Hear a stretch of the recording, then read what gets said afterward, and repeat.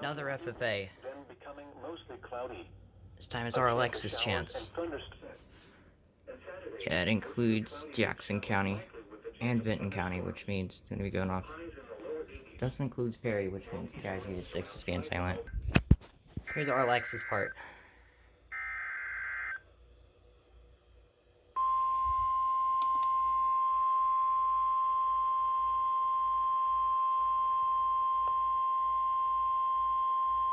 Flash flood watch in effect through Friday morning.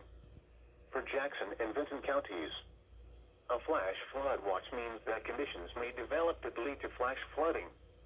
Flash flooding is a very dangerous situation. You should monitor later forecasts and be prepared to take action should flash flood warnings be issued. Do not enter or cross flowing water or water of unknown depth.